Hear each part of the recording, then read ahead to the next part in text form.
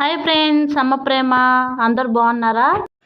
పిల్లలకి పెద్దలకి జలుబు చేసినప్పుడు నేను ఇంట్లో ఈ విధంగా చేస్తానండి. పాలు కాచుకొని ఆ పాలలో శొంఠి, మిరియాల పొడి, బెల్లము వేసుకొని మరిగించుకోవాలండి బాగా.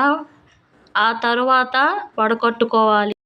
వడగట్టుకున్న పాలు వేడివేడిగా తాగితే ఆ గొంతులో ఉన్న కిచకిచలు దూరం అయిపోతాయండి. వేడిగా పాలు తాగిన తర్వాత ఉదయం మరలా అండి మా ఇంట్లో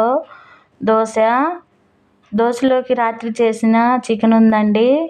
ఆ చికెన్తోనే మేము తినేసామండి. తిన్న తర్వాత సింక్లో పడిన గిన్నెలు, బట్టలు, ఇంట్లో పనులు మొత్తం అయిపోయాయండి.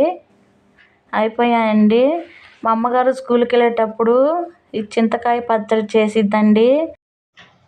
గ్యాస్ వెలిగించుకొని బాండీ పెట్టుకోవాలండి. ఆ బాండీలో దోస విత్తనాలు వేసుకొని సిమ్లో పెట్టి వేయించాలండి.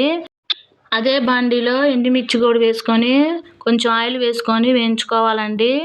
ఆ తర్వాత టమోటాలు కూడా 2 కట్ చేసి వేయించుకున్నానండి. అదే బాండీలో ముందుగా రోలు కడుక్కొని ఆ రోట్లో దంచుకునేటప్పుడు దోస విత్తనాలు వేసాను కదండి, దాంట్లో ఉప్పు వేసానండి. నేను ఎండుమిరపకాయలు కూడా వేసి దంచానండి. ఎండుమిర్చి కూడా దంచుకున్న తర్వాత దాంట్లో టమాటాలు కూడా వేసుకున్నానండి. మెదిగిన తర్వాత చింతకాయ పచ్చడి కూడా వేసుకొని 4 కలిపి దంచుకున్నానండి. ఆ తర్వాత వాటర్ వేసుకొని ఆ విధంగా తిప్పుకోవాలండి. తర్వాత జీలకర్ర, చిన్నుల్లిపాయలు కూడా వేసుకున్నానండి నేను. మీకు సాల్ట్ సరిపోకపోతే వేసుకోండి. వేడివేడి అన్నంలోకి పచ్చడి వేసుకొని తింటే సూపర్గా ఉంటుందండి. లైక్ చేయండి, షేర్ చేయండి.